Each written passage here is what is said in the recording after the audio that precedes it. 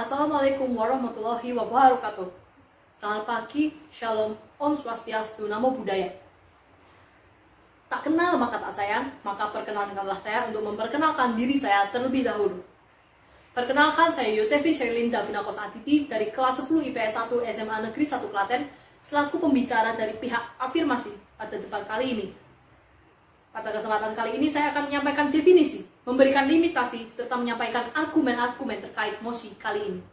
Adapun mosi yang akan kita bahas adalah pandemi virus COVID-19 telah mempengaruhi berbagai macam aspek kehidupan, baik sosial, budaya, roda perekonomian, bahkan psikologi masyarakat.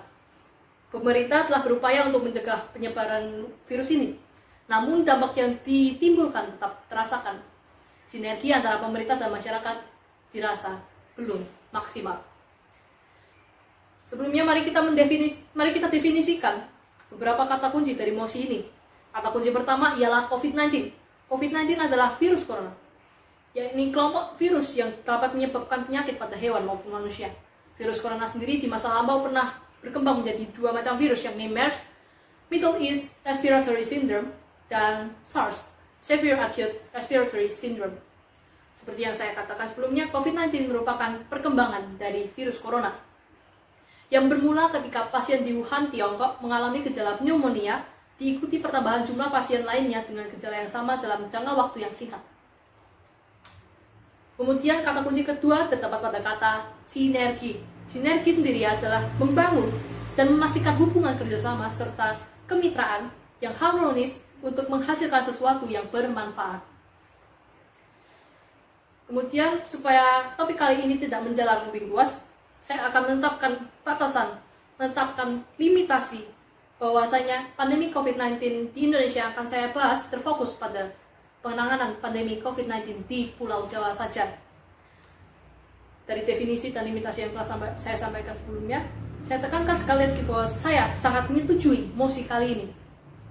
Alasan saya menyetujuinya adalah sebagai berikut. Tapi sebelumnya, mari kita sepakati bersama bahwa Henry Ford pernah berkata, kebersamaan itu seperti permulaan, kemudian menjaga kebersamaan merupakan suatu kemajuan, dan yang terakhir, bekerja bersama merupakan keberhasilan. Dari pernyataan Henry Ford, mari kita tarik ke konsep awal manusia, yakni manusia sebagai makhluk sosial yang tentunya tidak terlepas dari interaksi sosial yang di dalamnya pasti terdapat kerjasama. Maka dari konsep awal ini kita dapat menjadikannya sebagai fondasi, sebagai dasar untuk dapat menganalisa apakah negara kita Indonesia sinergi antara pemerintah dan masyarakatnya sudah maksimal dalam penanganan virus COVID ini. Saya akan ambil contoh dari daerah istimewa Yogyakarta yang digadang-gadang Presiden Joko Widodo sebagai daerah dengan penanganan COVID terbaik di Indonesia. Karena sejak awal dinyatakannya COVID-19 sebagai bencana nasional, daerah istimewa Yogyakarta telah menetapkan status tanggap darurat. APBD sepenuhnya difokuskan untuk penanganan COVID-19 sesuai dengan keputusan pemerintah pusat. APBD di sini difokuskan terlebih pada bidang kesehatan, jaminan sosial masyarakat, dan tidak lupa pada bidang UMKM yang mendukung perekonomian Indonesia sebanyak kurang lebih 60%. Dengan ini kita dapat menarik kesimpulan bahwa daerah istimewa Yogyakarta, pemerintahnya mengerti apa mau masyarakat mereka, apa yang dibutuhkan masyarakat mereka, sehingga masyarakat mereka secara langsung, secara otomatis akan taat pada kebijakan yang berlaku. Maka dari itu, daerah istimewa Yogyakarta bisa dinyatakan berhasil dalam penanganan pandemi ini, karena adanya sinergi antara pemerintah dan masyarakatnya yang maksimal. Kemudian kita akan ambil contoh dari daerah yang lumayan memprihatinkan, yakni DKI Jakarta. DKI Jakarta per 20 Oktober 2020 memegang sebanyak 95.253 kasus atau sebanyak 26,1%. Saya tidak bisa mengatakan bahwa DKI Jakarta memiliki penanganan COVID yang sangat buruk jika hanya dilihat dari angka. Sebab jika kita tarik mundur, pemerintah daerah ini telah menetapkan banyak sekali kebijakan. Yang kita semua kenal adalah PSBB. Kemudian mereka juga menutup tempat-tempat umum yang umumnya diisi oleh keramaian. Mereka juga telah mengadakan banyak sekali sosialisasi mengenai pencegahan COVID dan tentunya tidak lupa mengalokasikan dana yang banyak untuk penanganan pandemi ini. Kemudian semua kebijakan itu dirangkum menjadi suatu kebijakan baru, yakni new normal. Sekarang kita lihat dari sisi masyarakat yang cenderung dianggap merugikan oleh sebagian pihak.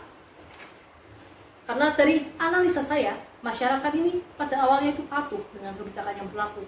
Namun, karena kita semua ini hanya manusia biasa yang butuh makan untuk bisa hidup, demikian juga mereka butuh makan untuk hidup, butuh pendapatan untuk bisa hidup, sehingga mereka akan lebih memilih mengabaikan imbauan pemerintah untuk bisa keluar, bekerja, mencari nafkah.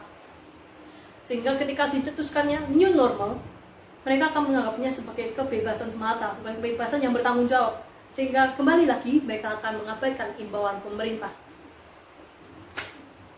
Kita telah melihat dari dua sisi, pemerintah dan masyarakat.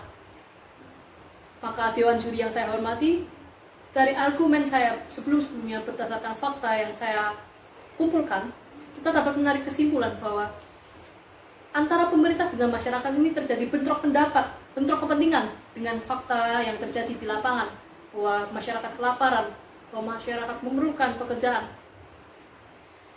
Sehingga ini pun membuat pemerintah tentunya juga bingung harus mengambil langkah apa untuk berikutnya, sehingga terciptalah mosi kali ini, yakni sinergi antara pemerintah dan masyarakat dalam penanganan pandemi COVID-19 ini yang cenderung kurang maksimal. Sekian dari saya.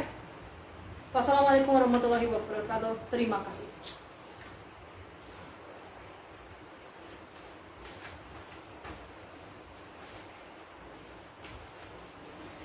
Terima kasih atas waktunya Dewan Juri yang saya hormati.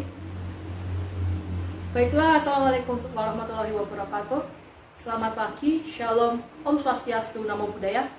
Perkenalkan, saya Yosefin Sherlinda Binakos Aditi dari kelas 10 IPS 1, SMA Negeri 1 Klaten.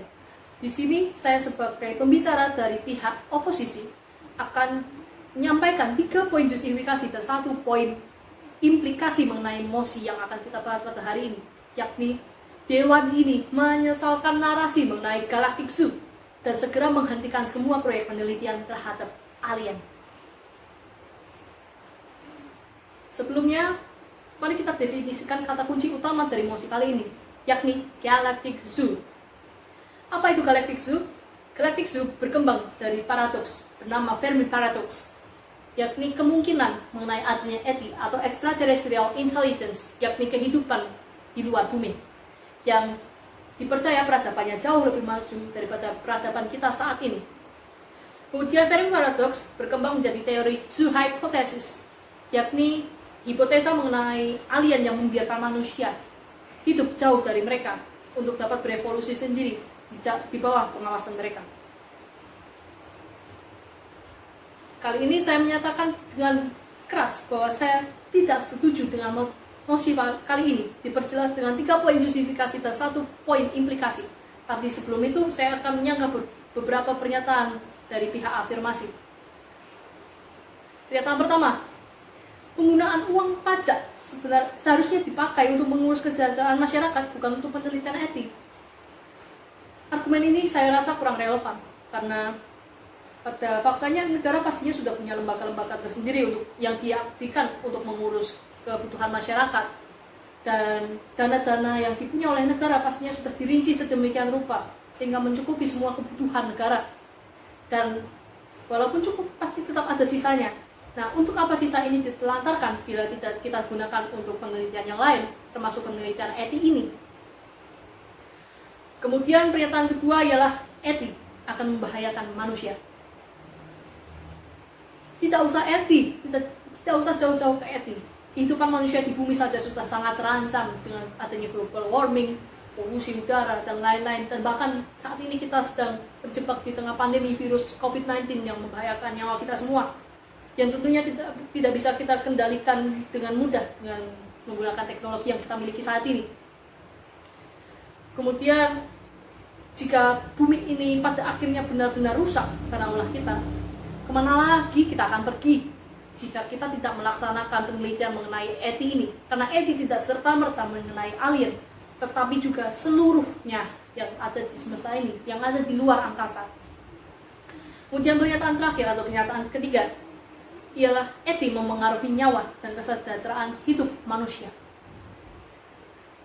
Justru karena itu, kita yang belum tahu apa-apa mengenai ETI, yang baru tahu sedikit potongan mengenai ETI, bisa menjadikan ETI ini, ancaman ETI ini sebagai pengingat untuk meningkatkan kewaspadaan kita apabila memang benar keberadaan ETI ini benar-benar ada.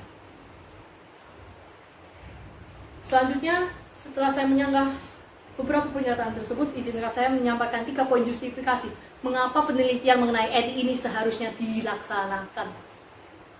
Yang pertama, selama ini kita telah melakukan penelitian yang mendalam terhadap alien, yang notabene tidak pernah kita saksikan secara langsung sebelumnya. Maka dari itu, disinilah fungsi dari penelitian ETI ini.